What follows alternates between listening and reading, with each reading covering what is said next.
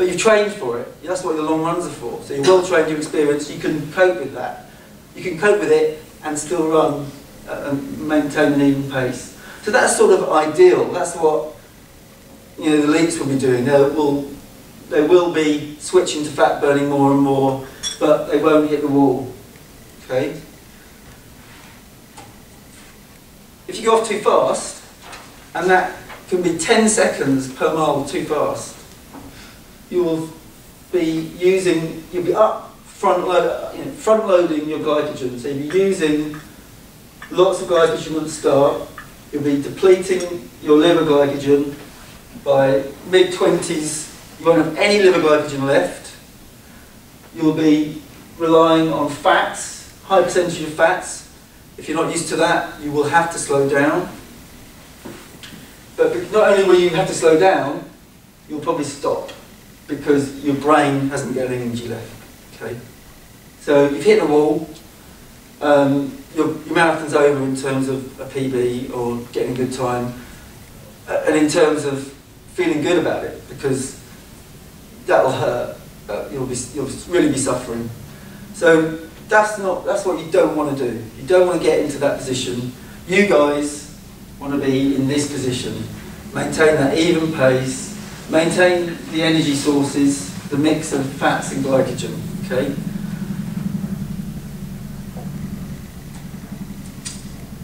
So you don't want to hit that. So to not hit it, you want to be doing enough of those long runs. The 5 long runs we spoke about of around 3 hours. This helps you, and doing it at your fat burning pace. Okay. Do enough race pace runs, so to get your body used to running at your marathon target pace. Do a proper taper.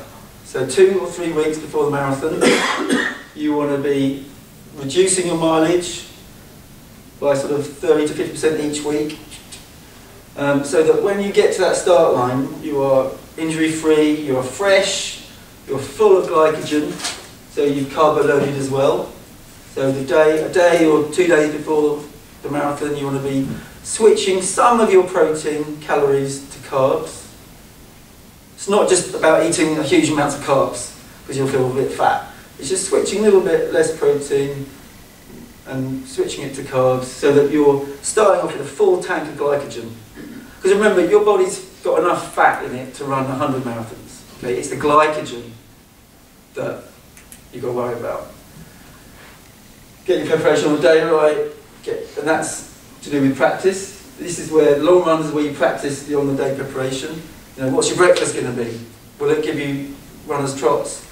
Do you know what gels, the marathon you're doing, what they give you? Yeah, can you just explain that with the previous slide at mile 10 or 12, when you take a gel, what it does to your different energy sources? Some sort of, and how it would affect those zones? That's a good question. Say for example, like some sort of like a set of, I feel great the first 6 months, and then maybe you should take a gel or not. To say exactly what's going on is difficult, because let's say here, mm-hmm. Okay? Yeah. If you didn't, this is what's going to happen with what you've got on board, okay? Mm-hmm. If you can take on some gels around the 10-mile mark, say, then you'll then increase the orange back again, and you'll give yourself some liver glycogen. And hopefully you'll... How long would that...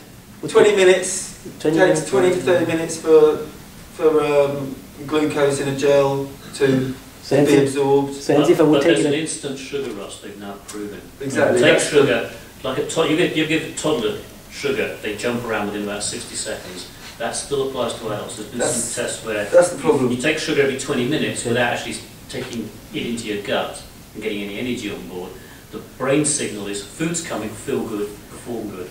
But like I did the Berlin Marathon once, and there was this lovely lady at mile 24 with a Coca-Cola bottle, And I said, wow, it just comes right in time, you know. Yeah. And then I drank it, but then, you know, I think it just maybe just made me through to the Brandenburg Gate. So obviously there's a little bit of magic which can happen for like a short burst at the end, I guess. Yeah, I mean, if you're feeling, take on whatever you can if you're feeling bad, okay? Not too much of syrupy, gooey stuff, because then you might actually be sick, but you've got to plan your nutrition, plan where you're going to take some gels.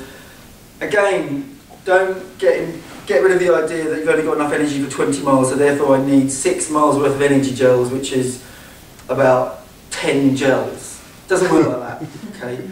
The most gels you want to take in a marathon is 3, yeah. And even that, if you're taking Lucozade Sport every 5k, you know, you're going to have a big mixture of goo and Lucozade. It's also the Lucozade, I think it's only 4 grams or 2 grams. It's tiny, isn't it? Yeah, but remember, this is, you only need to top up.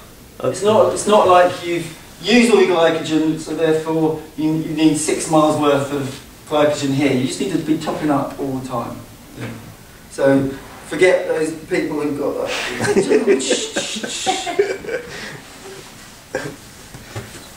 I think what Urban's getting at is that you need to work out by practicing the long runs how you're going to replenish. Just keep yourself topped up.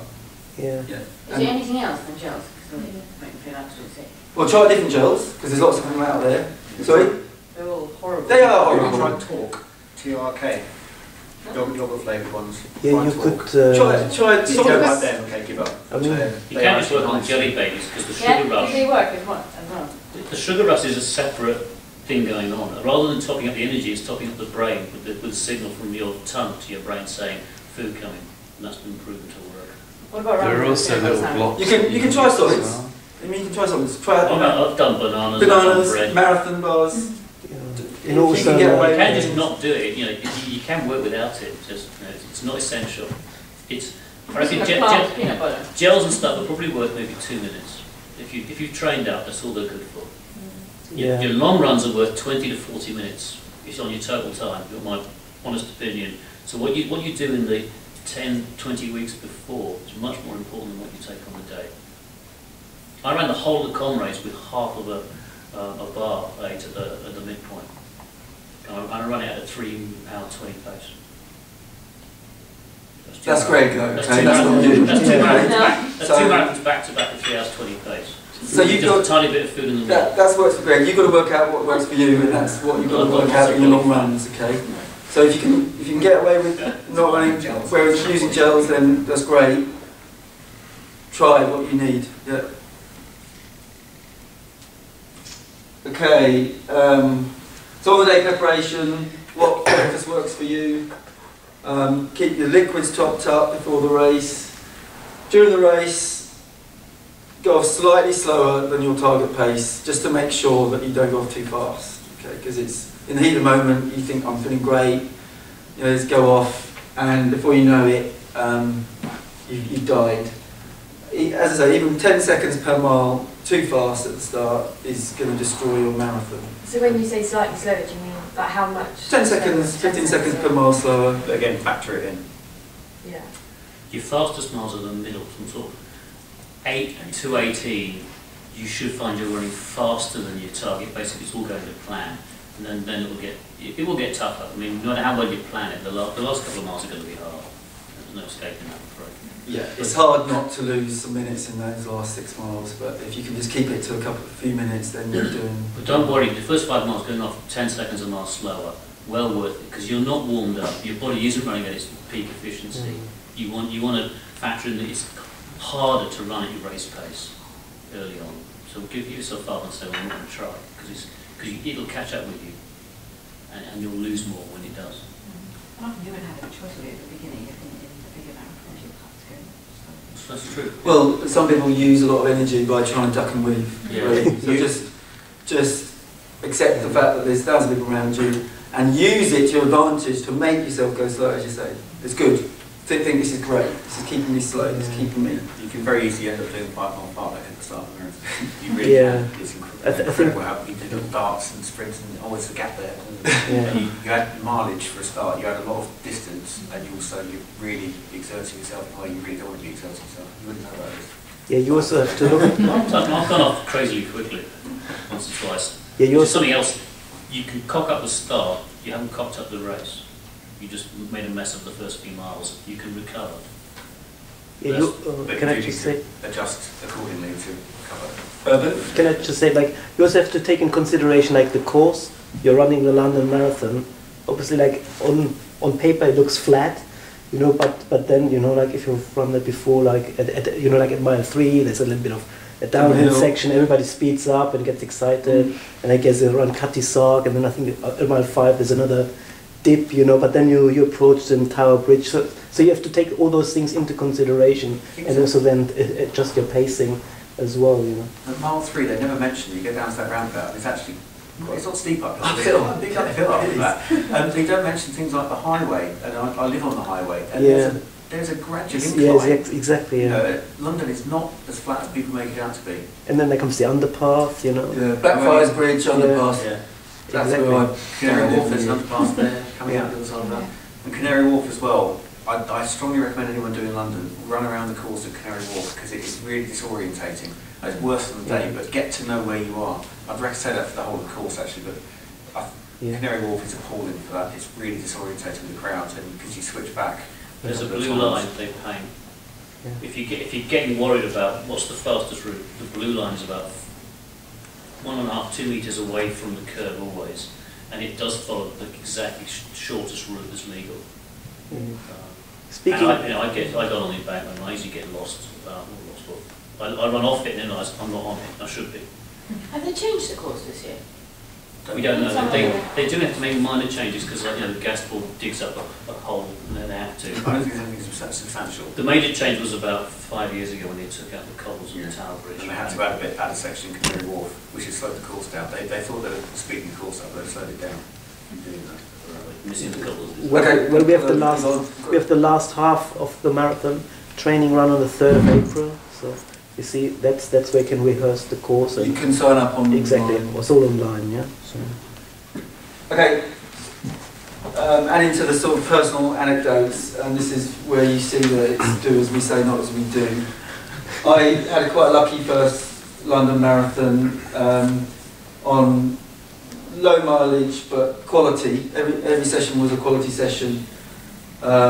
Still got up to 52 miles a week, but the key, I did 5 long runs of around 20, and I did 6 marathon pace runs of around 13 miles. So, you know, even though it was low average miles, there were some quality sessions in there. I paced it, I guess, fairly well, so through the half in 1:19, maybe it's a little bit quick. So it's still a positive split, so overall 2:41. So I did slow down 2-3 minutes in the last 6 miles. Sort of a slow, a soft wall, if you like. It was very hard the last 6 miles. Can't blame the weather. In terms of training, I showed you I flew a few times, but that's fine. So I was actually going for 2:45, and I took a risk and went fast by 10 seconds per mile. Don't advise it because it could all go horribly wrong, but I just lucked out. Okay. Other years didn't do enough long runs, even lower miles. Way too quick in the half. So I slowed down by 8 minutes on the last 6 miles. Very hard wall. Had to walk the whole of mile 24, which is probably the most embarrassing mile to walk along the embankment with thousands of people. And I just didn't, there's nothing anyone could have said to get me moving again. I was that bad. It took me 10 minutes to walk that mile. But I remembered what my granddad said, just walk for a mile and you will be able to run again very slowly. 2007, very hot year, as I said. I adjusted, and in terms of places, I did better than the first year. So you've got to change. You know, if you go to that marathon day and don't adjust to what's happened to you or the weather on that day, and you think, "Oh, my target's 3 hours, I'm not changing it," you'll regret it. Because it's better to do a 3:10 in very hot weather than end up fluffing it and do 4 hours. Okay. And another thing, I was out for weeks with an anterior tibial ligament injury,